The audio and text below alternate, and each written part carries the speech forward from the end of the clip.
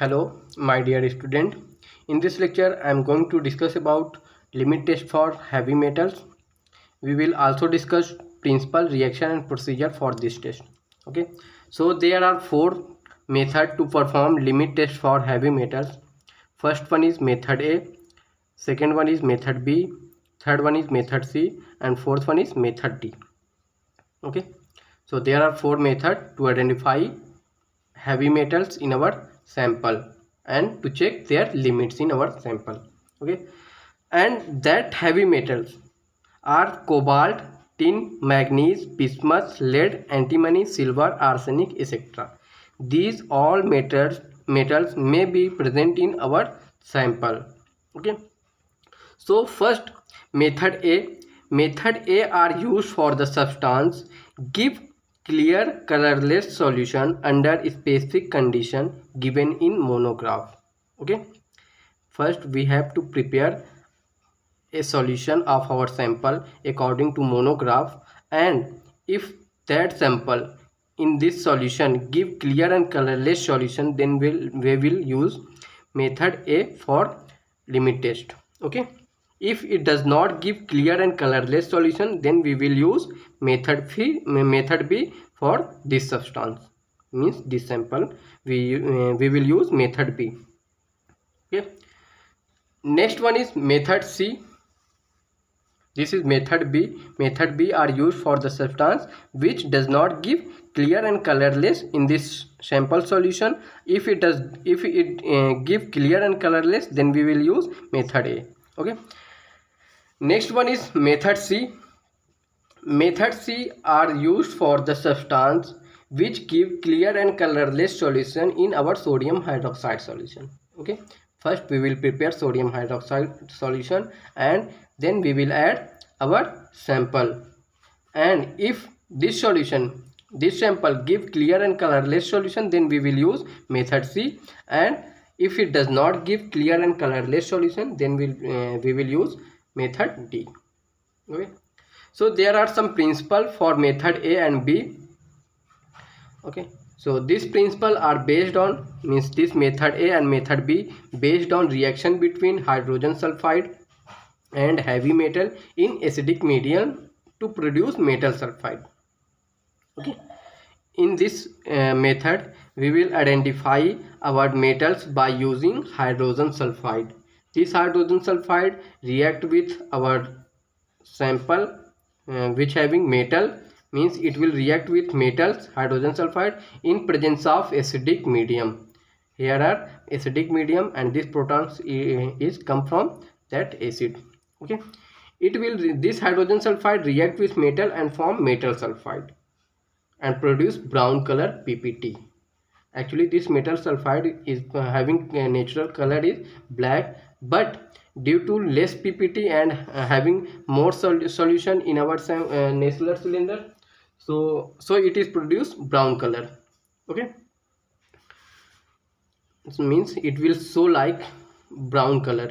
Okay, for example, this metal is lead and it will react with hydrogen sulfide in acidic medium. It will form lead sulfide. Okay, and this lead sulfide so like brown color, appears like brown color. Okay, so this is principle for method A and method B. Next, principle for method C. This method is based upon reaction between sodium sulfide and heavy metals in alkaline medium to form metal sulfide. Okay, that method A and method B used we used hydrogen sulfide, and here for method C we use sodium sulfide. There is acidic medium and here is basic medium. Okay, this reaction is performed in basic medium and we use sodium sulfide for detecting our metals and their limit. Okay, so in this case our sodium sulfide react with our metals, means the metals that is present in sample, and in a basic medium it will form lead sulfide, and this lead sulfide so brown color, means appears like brown color in our Nessler cylinder. Okay, so this principle is for method C. Next one is method D. principle for method D. This method is based upon reaction between thioacetamide and heavy metal in acidic medium and produce brown color. Okay, there are metals, and this metal will react with thioacetamide. This is thioacetamide, and it will react with metal. If this metal is lead, then it will form lead acetamide. There is this thio group will replaced with this lead. Okay, then it will form lead acetamide in acidic medium. We will maintain pH between 3 to 4 in this method. Okay, and this it will form, it means it will appear in our Nessler cylinder. It will show brown color. Okay, this metal acetamide will show brown color in our Nessler cylinder, and we will identify our limit, means limit of that heavy metals in our sample. Okay, so this is all about principles based on different types of method. And next one is procedure. So first, method A used for colorless sample, clear and colorless sample, and then we will prepare standard solution in our Nessler cylinder. Okay, so we will take 1 ml lead standard solution. First we will prepare 20 ppm standard lead solution, and then that solution we will take 1 ml in our Nessler cylinder, and in that Nessler cylinder we will add 25 ml water also. Okay, so there is total volume is 26 ml. Okay, then we will add dilute acetic acid to maintain pH 3 to 4. Okay, then we will add next in that Nessler cylinder we will add 10 ml water. So total volume is 36, 10 plus 25 plus 1 ml. Total volume is 36 ml in our Nessler cylinder. After that we will add 10 ml hydrogen sulfide to detect our metal. Okay, so total volume is 46 ml. Remaining volume we will make up by using water. Okay, total volume of Nessler cylinder is 50 ml. So we will remaining volume we will add water to make up the volume up to 50 ml, and then we will allow to stand for this solution for 5 minutes to complete this reaction. Okay, next then we will take another Nessler cylinder and prepare test solution.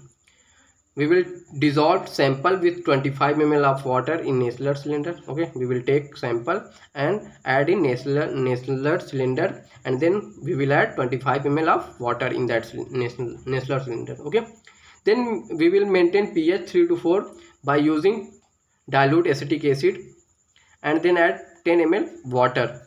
Okay, after that then we will add 10 ml hydrogen sulfide, same like here.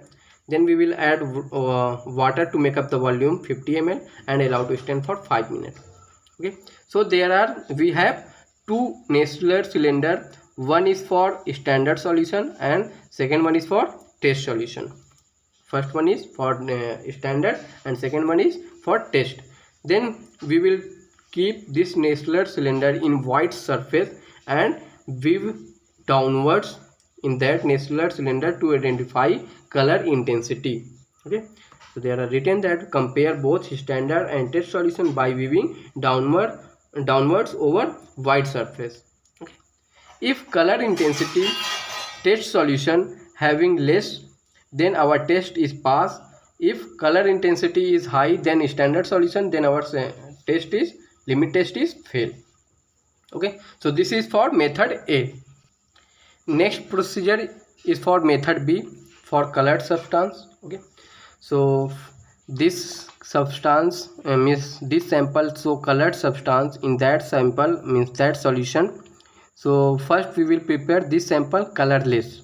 Okay, what we will do, we will follow these steps to make our sample colorless. Okay, so first we will take sample in crucible bowl and add 5 drops of H2SO4 to wet our sample. Okay, then this crucible with sample and 5 drops of H2SO4, we will ignite this crucible at low temperature and wait for charge to complete this sample, means we will wait for totally burn this sample, okay, in crucible. Then we will add 2 ml. After this completion of chart means burn, we will add 2 ml nitric acid and 5 drops of H2SO4 in this crucible, okay, in this sample. In the next step we will heat this crucible again, and we will heat until it will produce white fumes. Due to nitric acid, it will produce white colors fumes, okay. After that, when this heating is complete, then after this heating we will ignite in muffled furnace our crucible with sample at 500 to 600 degrees Celsius till carbon is completely burned off, okay. After that, after this ignition at temperature 500 to 600 degrees Celsius till completely burn off carbon, we will wait for cool this our crucible. We will wait for cooling, and then we will remove from muffled furnace and add 5 ml hydrochloric acid in our crucible, okay. Then we will warm in water bath for 15 minutes till dryness, okay. This is completely burn off, and then we will add 5 ml hydrochloric acid. Then we will keep this crucible in water bath for 15 minutes and wait for dryness again, okay. After that, add 1 drops of hydrochloric acid and 10 ml of water in our crucible again, and then we will make this solution, means this remaining sample and 1 drops of HCl and 10 ml of water, we will make this solution alkaline by using ammonia solution, and then we will again add 25 ml of water in this sample which is passed by this process, okay. Then we will maintain pH 3 to 5 with dilute acetic acid, and then filter and wash the sample with water, okay. And this sample is used for, after completion of this process, remaining sample is used for remaining solution which we have prepared by filtration, we will use for test solution preparation. So next we will this is all our procedure for preparing clear and colorless solution, and then this solution we will use for test solution, okay. Then what we will do, take above prepared solution sample into Nessler cylinder, and then we will add 10 ml of water, and after adding this water we will add hydrogen sulfide 10 ml, okay, to identify our metal. Then we will make up the volume up to 50 ml with water and allow to stand for completion of reaction for 5 minutes, okay. Next we will prepare standard solution. For the standard solution we will prepare 20 ppm lead standard solution and take 1 ml from that solution, this lead standard solution, and then we will take this 1 ml lead standard solution in our Nessler cylinder, okay. Then in this Nessler cylinder we will add 25 ml water, and then we maintain pH 3 to 5 with dilute acetic acid, and then add 10 ml of water, and after adding water then we will add hydrogen sulfide solution. Then make up the volume up to 50 ml with water and allow to stand for 5 minutes to complete reaction, okay. What we will do in the next, we will identify color intensity for test solution. Means we have 2 Nessler cylinder, one is for test solution and another is for standard. We will compare both Nessler cylinder color intensity. If the test solution having less color intensity, then our limit test is pass, means our sample is pass, and if test solution having more color intensity than standard solution, then our test sample is failed limit test, okay. So this is for method B. Next, method C. Method C are used for clear and colorless solution in sodium hydroxide solution, okay. If our sample in sodium hydroxide solution show clear and colorless solution, then we will use method C, okay. So there is step, first we will prepare standard solution. what we will do for standard solution, we will take 1 ml lead standard solution, okay, concentration is 20 ppm, and then add 5 ml dilute sodium hydroxide solution. After that we will make up volume 50 ml, and then we will add 5 drops of sodium sulfide solution, and then mix and allow to stand for 5 minutes. Okay, we will allow to stand for 5 minutes to complete this reaction.